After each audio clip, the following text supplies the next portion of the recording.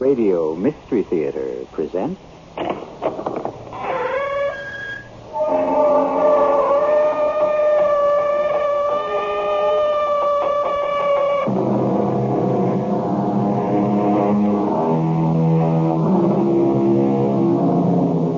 Come in. Welcome. I'm E.G. Marshall. They say the grass is always greener in your neighbor's yard. If that's what they say, then they're saying it wrong. The accurate quote is, the grass always looks greener, which is a different story, no?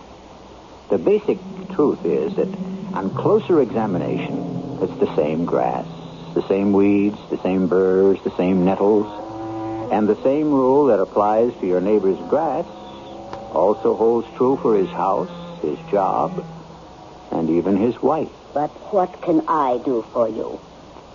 Make me young again. Make you young? But I am not a medicine man. I am a doctor. Take 25 years off my life. It can't be done. I have $20 million. That is still beside the point. Now look, I should be able to get something for my money.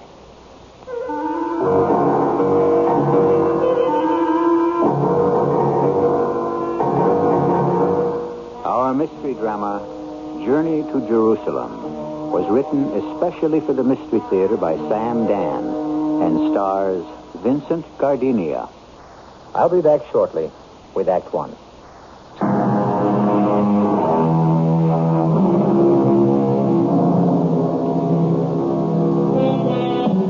Can you find it in your heart to feel sorry for a man who has $10 million? Or is it 15 or 20? Well, what does it matter? It's that first million that melts the ice. From there on up, it's smooth sailing. Elwood Joris is our unhappy millionaire.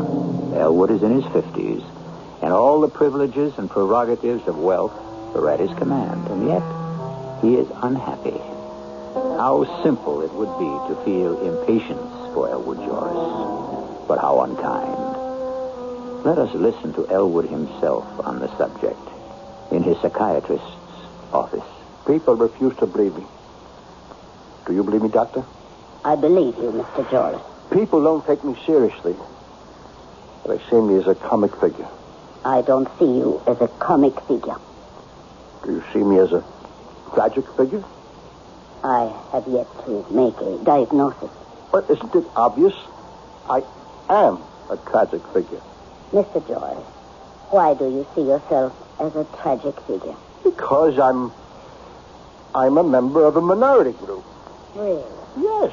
And like all minorities, there are people who hate us and fear us. And what minority group is this? I'm a member of the rich. The rich? Yes. Is there any group more misunderstood than the rich? Even your prejudice. I can tell. By your attitude. That tone in your voice. I know what you're thinking. Do you? Oh, don't give me that do you. I didn't come here to be patronized. Who do you think you're talking to? I'm Elwood Joris, the sole owner of the Joris Corporation. What are you, anyhow? You sit there and make $50 an hour and laugh up your sleeve? You miserable quack. Do you feel better? What do you mean, do I feel better? Do you need these outbursts to relieve the tension? I've been cheated. Cheated? How? It's a lie. This whole thing. The bill of goods. Early to bed, early to rise, makes a man healthy, wealthy, and wise. Wealthy? Okay. But healthy, wise, and happy, that's a lie. I'm not happy. And what do you think you need to make you happy? I don't have a family. Do you want one? Yes. Well, you're still a relatively young man. It isn't too late to marry. It is. How can you say that? Millions of women would be eager to marry Elwood Joris. Sure. Millions of women would be eager to marry Elwood Joris, the millionaire. But who would want to marry me? But you are Elwood Joris. Would anyone want to marry me if I didn't have a dime? I should have the most beautiful woman in the world. Or the smartest. Or the most talented. I could have movie stars, society girls, anybody. I agree. And with such a selection available. But I would never know if the girl wanted me or my money. I have no friends either. I never had any friends. I find that hard to believe. Why? You know as well as I do, maybe better, that the one thing you have to be able to give a friend is time. I never had time for anything or anybody. I had to work. All the time? Yes. You see, Doctor, most people were born. I wasn't. You weren't born? No. I was found. Big difference. The average person's got a mother, father. Surely you did too. If you never knew who they were, then they don't exist. Do they? If they never raised you, never gave you anything, never protected you, then you never had them. Right? Continue. I was found on the steps of a police station. A day-old baby wrapped in a blanket. My name is Elwood Joris. You know why? Because the police station was on the corner of Elwood Avenue and Joris Place. You must admit you've come a long way. The orphanages and the foster homes, they begrudged me every bite of food, every stitch of clothes. You had a hard life, but you did overcome. I never wanted to be cold or hungry again. So I worked day and night. I worked when other people slept or rested or having a good time. You had enough money. Why don't you stop? I don't know how to talk to people. Oh, I can in the office. I know how to order people. I'm a fireball. But talk? I can't talk. Why not? Because I don't have anything to talk about. I mean, I can tell you about filters. All kinds of filters. But, Mr. Joris, there are things that just come naturally. The only thing that comes natural to me are filters. Books? I never read any. I never had time. Sports? I was never interested. If your money makes you so miserable, why don't you get rid of it? Then I'd be poor and miserable. Doctor, I don't know what I expected from you, but it doesn't look as if you're going to help me. Nobody can. Melancholia. I looked it up. And that's one of the things it's called. It's something that just gets to you. And it gets to a lot of people. Maybe that's what the music they call the blues is all about. I wouldn't know. Melancholia. A kind of sadness. More than sadness. Regret. And then something happened. Just out of nowhere. Yes? Mr. Joris, a lady wants to see you. Who is she? Madam Selanis. Does she have an appointment? Oh, no, sir. Then I can't see her.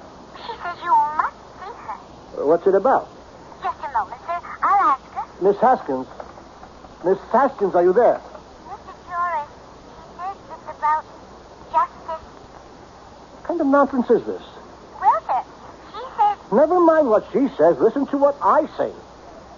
I was under the impression that I had a private secretary who knew how to protect me against kooks and cranks. But if I don't... I'm sorry, Mr. Joris, but she got into the building somehow. have one of the guards throw her out. And let that be the end of her.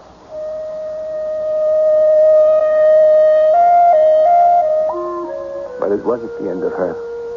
Nowhere near. For the next couple of days, when I least expected it, my private line would ring. Yes? Mr. Joris, that woman again. Didn't I tell you? I know, but she keeps pestering me until I just have to... But she shouldn't be in position to pester anybody. Tell Cardigan to come up here on the double. Cardigan, you're head of plant security. Your job is to see that no unauthorized visitor gets past the main lobby. And none of them do, sir. None. About a week ago, some woman was able to get to my secretary's desk. I remember that, Mr. Joris. I was called. I had her removed from the premises. She was wearing a kind of funny colored outfit. She keeps coming back every day. I know. You know? We try. But she keeps slipping by us somehow. Well, she's at the desk now. throw her out and keep her out. You understand? Leave it to me, sir.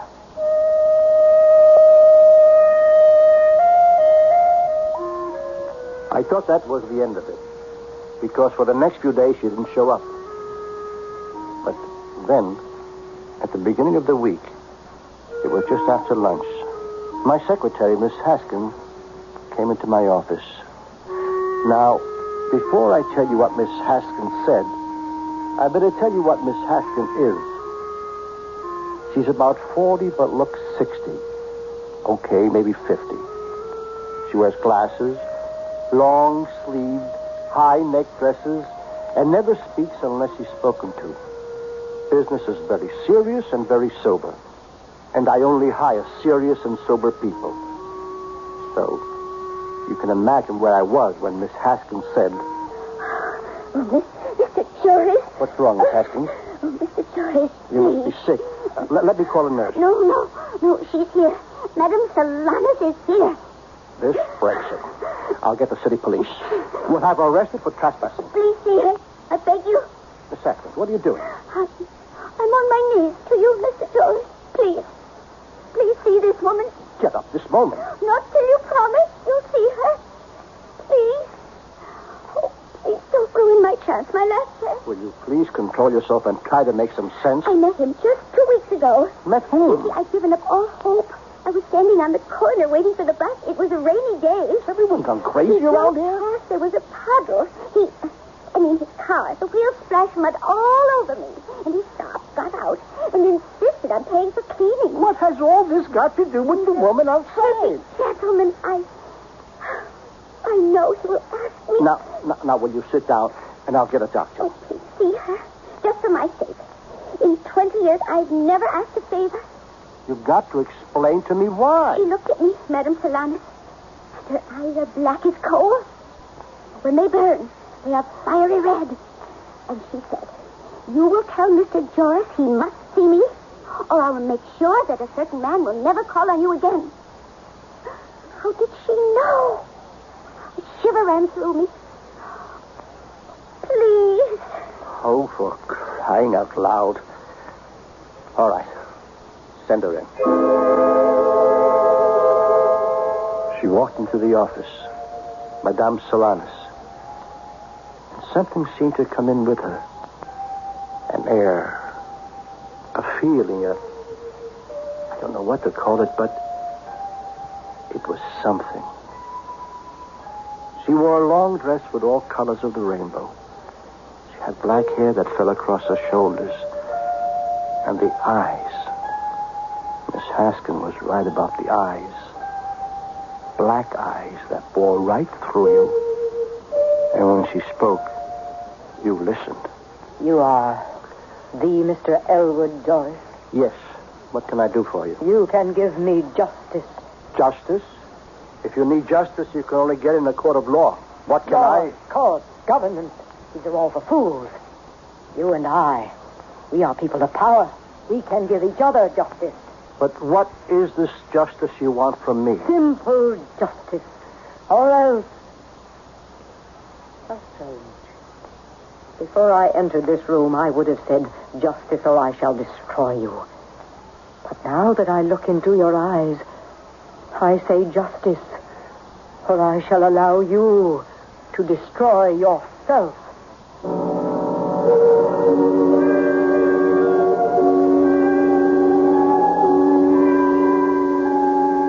You sit there. You've been minding your own business, such as it is, when a weird-looking, weird-sounding woman says, give me justice, or I shall let you destroy yourself. Should you call the police and have her thrown out? But you've been doing that for the past week, and somehow she always comes back. I shall also come back with Act 2.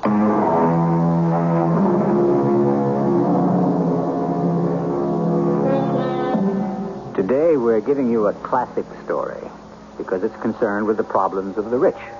Years ago, practically all of literature dealt with the high and the mighty. Shakespeare's plays, for example, are about the deaths of kings and nobles, for the most part. Isn't it comforting to consider that even a millionaire has the same problems we do? And as for Mr. Elwood Joris, he has even more. Who are you to threaten me with destruction? I consented to see you only because you scared my secretary out of her wits. You could put it another way. You could say I revealed what her future might be. Put it any way you like, but get to the point. Ah, yes, the point. The sharp, piercing point. So, you are the Mr. Elwood Joyce. I think we established that. You own a building of wood and stone at 72 Ridgewood Place. I don't have the faintest idea. You are not aware of your own possessions. Madame, I own, among other things, a company that buys and sells buildings. I have no idea where those buildings are. You are unaware that this building is 6 stories high, that the roof leaks, the hallways are not cleaned, there is never hot water. I don't wish to sound harsh, Madame, but I make no profits from these buildings. I'm stuck with them, and if you don't like it, you can move. I have no wish to move. Then what? I like the building. It's decrepit, almost deserted. It's just the type of place I require. For what? For my business. What business are you in? I am a sister to all mankind. What does that mean? It means whatever you like. You still haven't told me what I have been asked to leave your building. You have in your employ a person named Swenson. I don't know. Perhaps the name is Jensen, a woman. She said I must go. I refused. Just a minute. Miss Haskins? Yes, sir? A woman named Jensen or Swenson. Who is she? I don't know, Mr. Joris. Well, find out and call me back. Now, what is this about you being a sister to all mankind? Why does this confuse you? It wouldn't confuse me if you told me what it means. Are you a brother to all mankind, Mr. Joris? In the sense that all men are brothers? I suppose you could say that. Do you feel this brotherhood? Feel it? Or do you think about it? No. Madam, I'm a very busy man, so if... Busy doing what, may I ask? Look here. Yes? And Ingrid Benson manages your city holding corporation. Thank you, Miss Haskins. Miss Benson. Oh, yes. Why did she want to evict you? What? Have you put out of the building? Well, why don't you ask her? Miss Haskins, get me Ingrid Benson. She will not be at her office. Where is she? In the hospital. Never mind. The hospital? Yes. Nothing serious. A sprained ankle, I believe. I warned her she would be punished, but I didn't think it necessary to be too severe. What did you do? What did she do? I noticed you never ask one question at a time. What did I do? I caused her to relax her vigilance while driving her car. A very minor accident. What did she do? She ordered me to leave your building. Somebody's got to tell me why. As I read her mind, she considers me, what is the word? An unsavory person. I still don't know what all this means. How do you make a living? I am sustained by the gratitude of my brothers and sisters. What does that mean?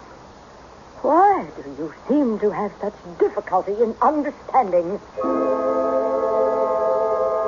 I don't believe it. Here I am in the middle of a busy day with a million problems and this weird, absolutely crazy.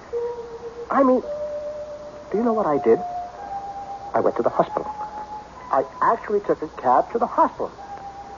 And I walked into Miss Jensen or Benson or whatever her name is, room. And I got the shock of my life. The woman was terrified. I don't want to talk about her. Miss Benson, I'm Elwood Joyce. Oh, go away, please. I own City Holdings. I don't care. You have to talk to me. I quit. I know. You're not feeling well. But we have to get to the bottom of it. She's a witch. Come now, Miss Benson. Yes, she's a witch. I should have believed her. Believe what? I won't say another word about that woman. She is a woman. Look at me. I never in my life had an accident. Yes? I wasn't careless. The wheel of my car refused to obey me. If you say so, Miss Benson. Don't believe a word I'm saying. The wheel refused to obey me. I turned, but the car insisted on going off the road and smashing into the tree. Yes? I don't lie, Mr. Jones. She said she'd have me punished. She did it. Oh, I will not sign the eviction notice. You'll have to fire me. Just tell me why. Why evict her? It's all we can do to get tenants for the building as it is. Tom Turner asked me to. Tom Turner? From the Department of Buildings and Structures. Why is she undesirable? What is she doing in the building? Tom Turner said she's running a confidence racket, some kind of bunco game. What kind? Mr. Joris, I can't run your buildings unless I play ball, unless I cooperate with the city government. Miss Benson, you shouldn't get excited. Oh, it's all very well for you to say don't get excited. You were almost killed. You were injured, of course, in the line of duty, and the company will pay for The it. company will pay for my pain, for my marriage. I used to be a calm, controlled person. You could ask anyone. Yes, Miss Benson. Look at me now. And the rest. I'm seeing her eyes. Her cold black eyes. Turning to fire. And I hear her voice. I will punish you for the pain you have given me for the insult. I ask only to be your sister. If you drive me away, I shall punish you. I had to get out of there before I would go insane myself. What kind of a game am I being suckered into? Who has time for this kind of nonsense? And yet, would you believe it? I had every intention of telling the cab driver to take me back to my office, but the words that came out of my mouth were City Department of Buildings and Structures. Yes, Mr. Joris. How can I help you? Mr. Turner, the premises at 72 Ridgewood Place. Yes, sir. Oh. Excuse me. Nothing.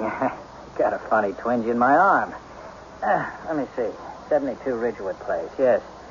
Yeah, that address sounds familiar. You asked Miss Benson, who works for me, to institute eviction proceedings against a Madame Solanas? I did? Well, yeah, if she said so, I guess I did. May I ask why? Why? Ow. Is there something the matter, Mr. Turner? Oh, that's my arm. I can't understand it. My arm is burning up. Oh, perhaps I'd better come back another time. Oh, wait a minute. I remember. The DA's office asked me to get that dame out of there. Did they say why? Mr. Turner, you seem to be in pain. Why? Oh, well, they said something about bunco, flim-flam, who knows. It could also be she's not paying off the right people. Oh, my arm. Maybe you better get some attention. I can't understand why. I mean, I didn't hurt it or ever have any trouble, but... Oh, that dame. Dame? Oh, this is crazy. I was crossing the street coming back from lunch, and this dame in a crazy-colored dress with long black hair, she says to me, "Are you Tom Turner?" And I says, "Who wants to know?" And she says, "Well, if you are Tom Turner, your right arm shall wither." And ow. Wait. Look out that window. Huh? Standing there, near the fire alarm box. That woman. Is she? Yeah, that's her. That's the one. Oh, my arm is killing me. Why is my right arm killing me? Of course. It was Madame Solanas. And she was looking up at the window. Her eye caught mine and she winked. I ran downstairs. What's happening here? What did you do to him? What did you say to him? The last question first. What did I say to him? I said, your right arm shall wither. Why? Why did you say that? Because he has forgotten Jerusalem. What kind of nonsense? You presume, and with great danger, to call the immortal book nonsense. Is it not written, if I forget the old Jerusalem, may my right arm wither? Get to the point. This is the point. What is Jerusalem? A city in Palestine, Israel. What are you? Jerusalem is more than a city. Jerusalem is humanity. Jerusalem is the spirit of justice. All right, but... He has forgotten Jerusalem. But still and all... Your second question. What did I do to him? I did nothing. I am but an instrument through which a certain will is expressed. Madame Solanas, what do you want? I want Jerusalem and the right to help others find it. Why must I be turned out of my home as if I were a common criminal? I can't go against the city government. Are you afraid? It isn't that. Yes, you are frightened. Fear is written on your face. Fear. Doubt. And death. I see it. Now, Madame Solanas, wherever you are, whatever your game is... Why are you frightened? There is nothing I can do for you. You are terrified. What are you trying to do? Hypnotize me? Tell me. It won't work. Tell me. It won't work. Oh, you'll tell me. Tell you what? Everything. Everything that is tearing at your heart. Everything that is destroying your soul. I cannot prevent the city from putting you out on the street. We are above the city, you and I. We are two people who have a rendezvous in Jerusalem. You will tell me what is the sickness that is killing you slowly each day. No. No, do not turn away your face. Tell me. Look, why don't I give you some money? Money. So you can relocate yourself in another and even better place. Tell me. What is the serpent that gnaws at your vitals? We shall slay him together. Let me help you. Let me help you.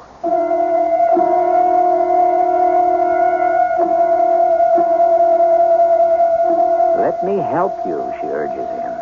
However, on the basis of the few facts we have so far, Madame Solanas is anything but a helpful lady. She has driven one woman into hysterics, another into the hospital, and has given a man an armful of fire. Well, there are two sides to every story and every person. For another aspect of Madame Solanas, I shall reconvene this group in just a few moments with Act 3.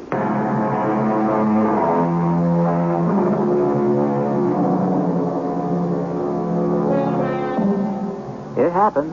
Why? How? Who can say? But suddenly, like a thunderbolt, all the pent-up feelings, all the repressed emotions break loose. People whose great pride is in their stalwart self-control will, without warning, pour out their life story, reveal their innermost secrets to a complete strength. Look, if we really knew what makes people tick, we wouldn't have to do this for a living, would we? Anyhow, Mr. Elwood Joris is standing on a street corner talking to a lady with coal black eyes and raven black hair.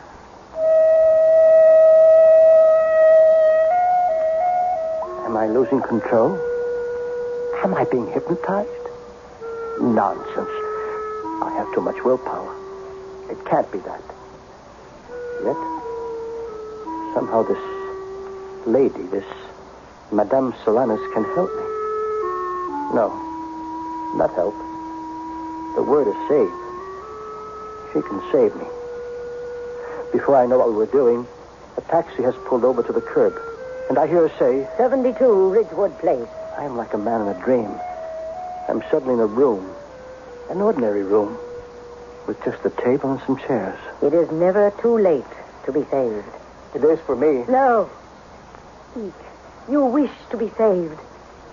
Saved from what? Loneliness. But you see, I have to be lonely. Why? Because my life has been thrown away. Yes, but it can be found again. Where? How? The answer is always to be found in Jerusalem. I have been to Jerusalem. I found no answers. I showed some filters, but I found no answers. You still do not accept Jerusalem? It is not a place on a map. It exists in the heart, the soul. Accept it. Tell me how. How will it help me? First, you shall tell me. Why do you say your life has been thrown away? Because I see it so well. What I am now is what I have created over the past 50 years. It's too late for me. No. Let me show you. Look into my eyes. Deep into my eyes. Tell me what it is that you want. I want to be born again. A man may be born again.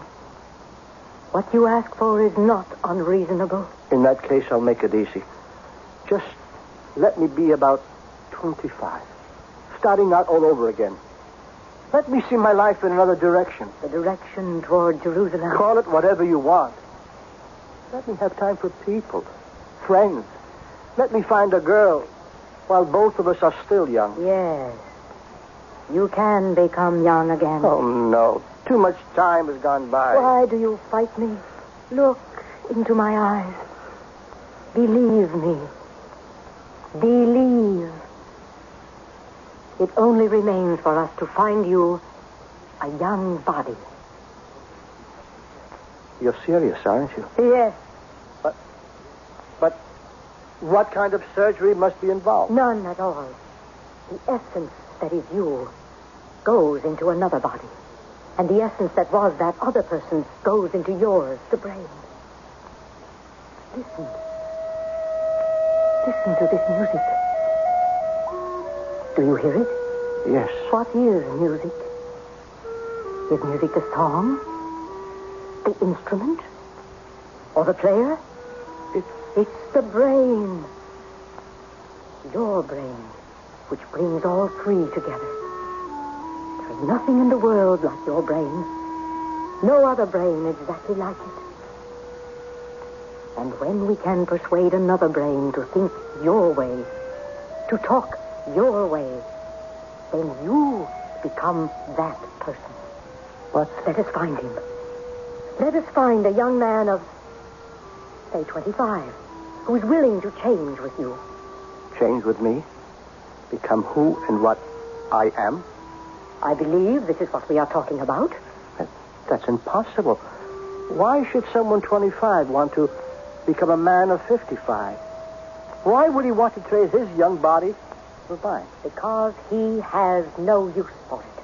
How could he not have use for a young, strong, vigorous body? Did you have any use for yours? We will find someone. Find someone? Someone who is the way you used to be. Someone whose only desire is to amass a fortune. Who's willing to spend 25 years to do it, just as you were. But why should he struggle for 25 years? Let him have it now. Let him be 25 years older now. But how? How can such a person be found? I placed myself completely in the hands of Madame Solanas, and we advertised for ambitious, conscientious young men willing to make sacrifices and work hard, but for great and guaranteed rewards. My office was swamped with applicants, but no one seemed quite right. Some were ambitious enough, but not young enough. Others were young enough, but we were getting nowhere till one morning, a tall, dark-haired, dark-eyed, serious-looking young man appeared. He looked very much the way I did at that age. And suddenly, I felt, this is the one. The questions were routine. I knew we had struck pure gold. According to your application, Mr. Jones, you hold two jobs? Yes, sir. I work for a brokerage firm from 9 to 4, and I work in the accounting department of a bank from 5 p.m. to midnight. May I ask why you work such long hours? I want the money, sir. Man is nothing in this world without money.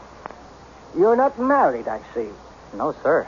Are you engaged? No. I really don't have time for frivolous activities. What do you do for recreation? Recreation? Do you ever relax? Oh, of course.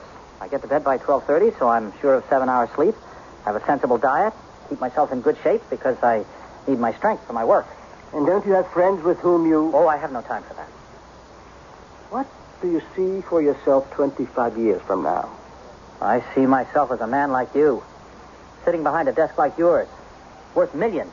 The distance between you and me right now is some 5 feet of space. Do you know how much effort, how many long, hard years must be devoted to traveling that distance? Yes, sir. Suppose, by miracle, those 25 years of struggle will pass before you knew it. Suppose you were to wake up suddenly and be rich and powerful. Would you want to be 57 years old right now? I'm not sure I understand. To be wealthy and powerful. This is your dream? Would you like to wake up one morning and have it all now? Yes. Would you like to be me? Why? Well, I would like to be like you, sir. That's not what I asked. I asked, would you like to be me? Not in 25 years, but now. He stared at me, then at the office, at the furniture, But I knew what was in his mind. This, all this wealth, all this power, suddenly his. Mr. Joris, I know you are not a frivolous person. You make an offer, and I must assume it's in good faith. Provided, of course, that such a deal can be consummated, I accept. But how could it be arranged? I don't know how it was done. We just sat there, the three of us. Madame Solanas, Mr. Jones, and I. She stared at each of us in turn. After a while, I grew nervous, then angry. And suddenly I felt stabbing shocks in my brain. And then, there was nothing. I had fallen asleep or fainted. When I recovered my senses, I was in Madame's room. Look at yourself. Here, let me hold a mirror to your face. Look. It isn't me. No? Who is it, then? It's that Mr. Jones. No, it's you. It can't be. Why do I feel so... Yes, you feel strange. Your blood pumps faster. Your heart beats faster. Your lungs breathe deeper. This is youth, my friend. The youth you want. The strength you need to travel to Jerusalem. I feel 25 years younger. What happened? You became Mr. Jones. What am I doing here? I should be at the office. Which office?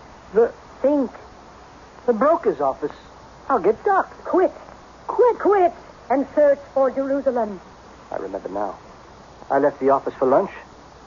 And who are you? Find yourself a nice, honest, sincere girl. Who has time for girls? What am I doing here? Elwood, we made this change so that you... Who's Elwood? Who are you? I hope to be a friend in need. No. You're the devil. I could also be an angel. It doesn't matter. How did I get here? What is your brain telling you? My brain? Your brain. What are the messages in your brain? Need the money. Money. Miss Drake. Pretty. Flighty. Can't go bowling. Cost $5. Miss Drake. Distraction. Gordon's job. Next in line for job. Make $1 million before I'm 30. Make $1 million. Make $1 million. Make $1 million. Well? Well, what? I thought you were going to change me. I did change you. But those voices in my head, those are the same voices I always heard. All you did was put me back 25 years. Oh, really? I'm still the same person I was. I'm headed in the same direction. I'll go through the same frantic, miserable struggle. For what? To end up just where I was? You can change direction. Head for Jerusalem. Don't give me that nonsense. I'm a practical man of business. I'm wasting my time here. Elwood, Jerusalem. Go toward Jerusalem. I can't change. The voices in my head. I still hear the same voices. The same voices. The voices. The voices in the brain. Our own very private voices. Are they never to be denied? Can we change? And if we could, truthfully, wouldn't we do it the same way all over again? After all, we do agree that history repeats itself. I shall be back shortly.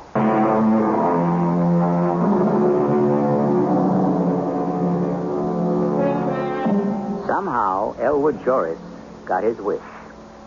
He said, I have wasted my life and destroyed my opportunities for love, for friendship, for true happiness. If I only could live those crucial formative years again. If only. What about young Mr. Jones, who became middle-aged Mr. Joris? Was he happy with the transformation? That's another story. And you only get one each time. Our cast included Vincent Gardenia, Joan Shea, Evie Juster, and William Redfield. The entire production was under the direction of Himan Brown. A preview of our next tale. Didn't you say the banquet started at 7:30? Yeah, I thought I'd drive over and pick Emery up. I don't really trust him to attend a banquet, even in his honor, unless somebody sees to it personally that he gets there. Not a bad idea. Oliver, do you know a Nicky Bell? Nicky Bell? No, never heard of him. It's not a him, it's a her. Daisy says there's something going on between her and Emery. Emery Peterson? You've got to be kidding. Emery Peterson's the straightest husband I ever knew. Well, present company accepted. Well, it's not that kind of a thing. At least Daisy says it isn't. She's not sure Emery isn't being blackmailed. Well, that's almost as silly as the other. Emery never did anything he could be blackmailed for. I'd stake my life on that. Well, something strange is going on. This is E.G. Marshall inviting you to return to our Mystery Theater for another adventure in the macabre. Until next time, pleasant dreams.